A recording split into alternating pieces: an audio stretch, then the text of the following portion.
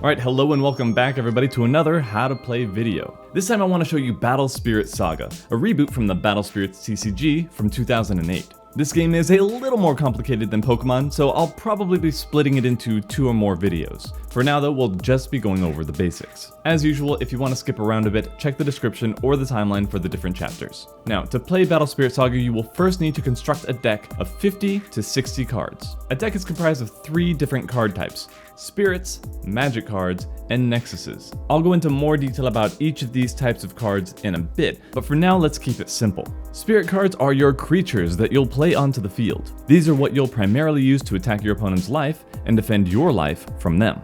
Nexuses are cards that you can play to your side of the field to grant yourself persistent effects. Magic cards are one-time use cards that have a variety of effects to help you along with your strategy. You may have up to 4 copies of any given card with the same name in your deck. You will need a good balance of all these types of cards to really bring out the most of your deck. Now each card, regardless of type, has a cost that can be located up in the top left-hand corner. Right next to that cost is the card's reduction limit. These costs are paid for with cores, which are the resource of Battle Spirits Saga. To compare this with other games, cores are a mix of Magic the Gathering's land cards and Pokemon's energy cards. Spirits and Nexuses of the same type provide reduction symbols for their colors, which can be seen at the bottom right of each card.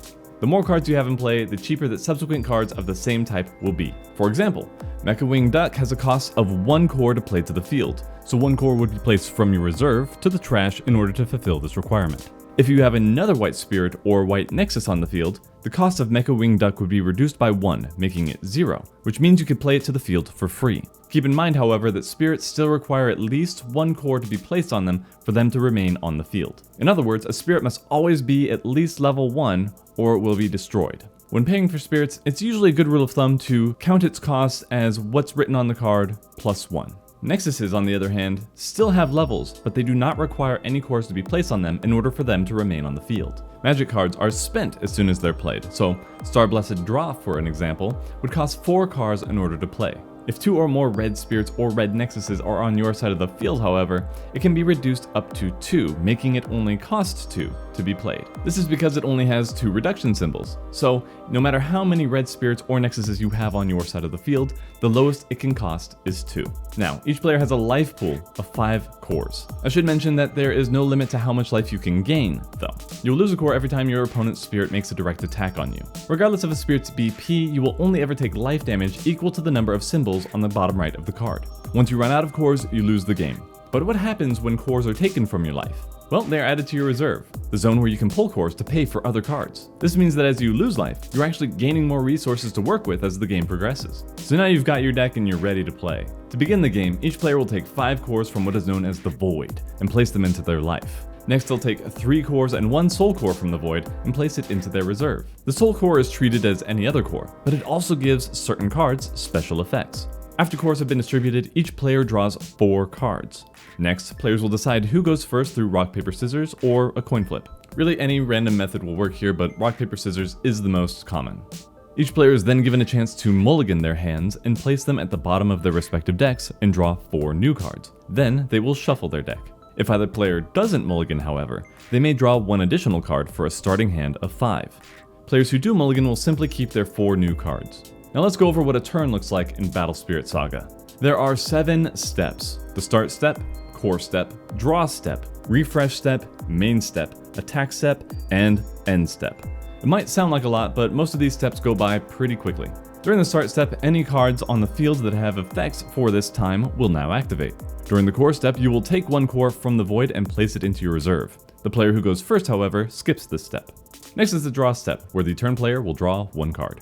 The refresh step is when all exhausted cards are refreshed by putting them from horizontal to vertical, and any cores in the trash are placed back into the reserve. Next is the main step, where you're going to be spending a pretty good chunk of your time. During this step, you may use cores to pay for cards, use Magic Card's main phase effects, or move cores around from your Nexuses and Spirits to prepare for the next phase. You may also place burst cards during this time. Burst cards are Magic cards with burst effects that can be played for free if their conditions are met. When triggered, their effects activate, and you will have the option to pay their cost to activate their main or flash effects as well. Keep in mind that cores can also be spent from Spirits and Nexuses, not just the reserve. You can even remove all cores from one of your Spirits to pay for another card, destroying it in the process. Just note that this is considered a self-destruction and will not trigger any when destroyed effects that the card may have. Next is the attack step, which is probably the most complex step. During the attack step, the attacking player declares one spirit at a time to attack with. To declare an attack, the attacking card will be turned sideways and be considered exhausted. The attacking card's while attacking effects, if any, will activate and resolve now. After an attack is declared and while attacking effects have resolved, a flash window will open. A flash window is when flash effects on spirits or cards can be activated after an attacker is declared, and again after a blocker is declared. Priority first goes to the defending player.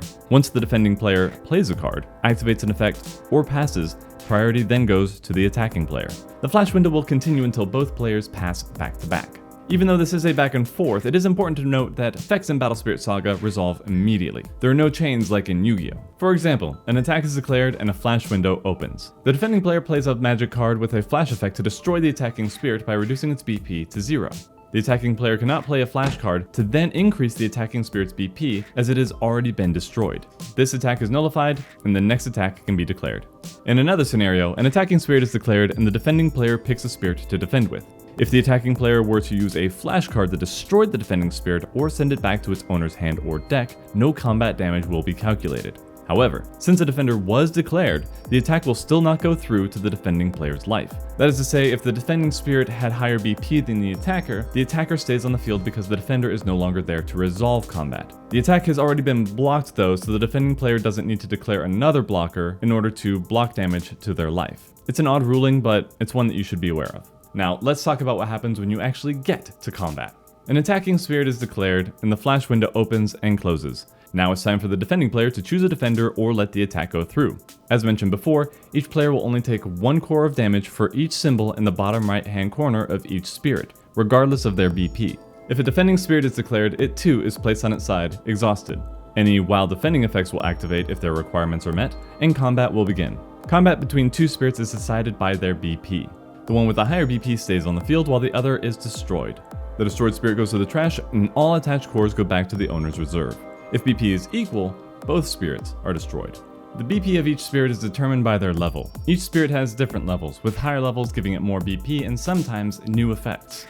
The core requirement for each level can be seen on the right hand side of each level before any effect text. As mentioned before, if a spirit has its BP reduced to 0, it is destroyed. Just like the core step, the first player skips the attack step. For all future turns, however, the attack step will still occur even if no attacks are made. This means that if you or your opponent don't declare any attacks, cards with during your attack step or during your opponent's attack step will still activate if their requirements are met. Finally is the end step. Any card effects that would resolve now activate. Unlike other games, there is no main phase 2, so once you're done attacking, you go straight to the end step, and you'll have to wait until your next turn to summon any spirits, nexuses, or use magic cards. Except for those with flash effects, of course. You will continue taking turns going through these steps until one player's life is reduced to 0, or they can no longer draw any more cards. And that is how you play Battle Spirits Saga, at least in a simplified form. I'll try to go into how to start building your own deck in the next video, so keep an eye out for that. In the meantime, thanks for watching. Don't forget to like and subscribe. God bless you all, and we will see you